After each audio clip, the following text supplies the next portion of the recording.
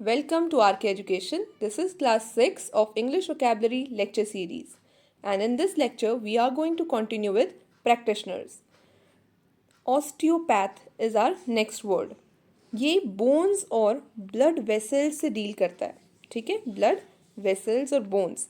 हम लोग कहते हैं ना कभी कभी कि नस चढ़ गई, मतलब कि अगर किसी बोन के मूवमेंट से, मतलब एक जो हड्डी आपके शरीर में वो थोड़ा सा भी खिसकी, जो बोन्स हैं, तो वो किसी ना किसी नर्व को ऑब्वियसली दबा देगी या ब्लड वेसल को दबा देगी. तो बोन्स के डिस्प्लेसमेंट से, मतलब उनके थोड़ा सा भी खिसकने से, जब ब्लड वेसल्स या नर्व्स जो होती हैं उनको प्रेशर फील होता है. ठीक है, और वहाँ पर से दर्द शुरू होता है.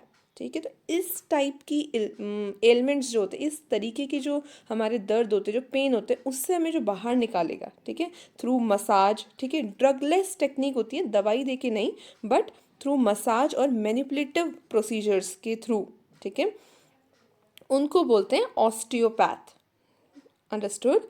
ये क्या करते हैं, जो undue pressure of displaced bones होती है ना, जो प्रेशर बोन्स डाल रही हैं नर्व्स पे या ब्लड वेसल्स पे, तो उनको ठीक करते हैं. ठीक है. और नेक्स्ट वर्ड इज कायरोप्रैक्टर.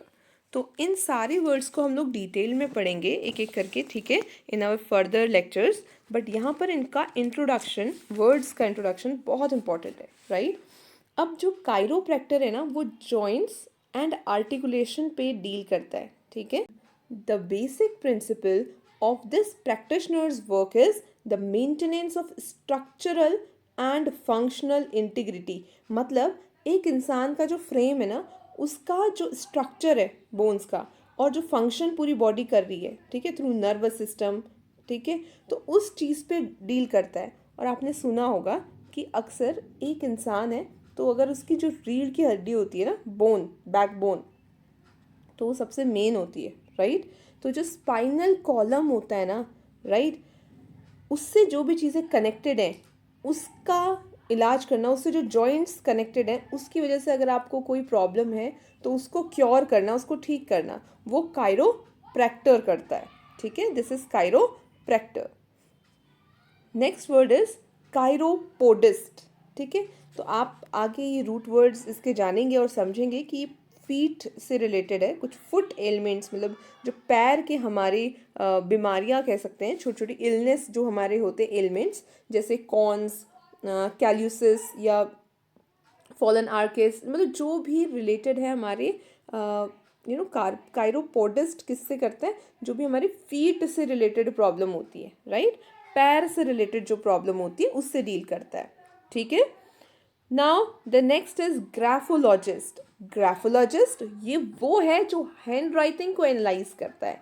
ठीक है, आपने सुना होगा ना कि जैसे अगर एक लेटर है तो उसमें बहुत सारा अंदर से लिखा हुआ है. Now we are able to identify कि किसने लिखा है, तो ये कौन बताता है? ग्राफोलॉजिस्ट. आपकी हैंड राइटिंग के पैटर्न से वो बता देगा कि इस इंसान की पर्सनैलिटी कैसी है. Right. So this is done by graphologist. ये हैंड राइटिंग को एनालाइज करता है, रीड करता है, सिग्नेचर्स या रिटन डॉक्यूमेंट्स को वेरीफाई करना, तो ये सब करते हैं ग्राफोलॉजिस्ट. इनकी ये प्रैक्टिस होती है. राइट. और जो लास्ट वर्ड हमारा है जेरेंटोलॉजिस्ट, ये हमने ऑलरेडी करा हुआ है. जेरन मतलब ओल्ड पीपल होते हैं ना, एंड लॉजी मतलब स्टडी, और इस्ट मतलब द स्पेशलिस्ट. तो वो लोग जो ओल्ड पीपल के जो भी एलिमेंट्स होते हैं, उनकी बीमारियाँ होती हैं ना, उम्र के अकॉर्डिंग हमारी जो बीमारियाँ स्टार्ट हो जाती हैं, उस पे जो प्रोफेशनल होता है, जो उनको ठीक करता है, जो जानता है, that is gerontologist. Right. So with it, thank you for attending the lecture.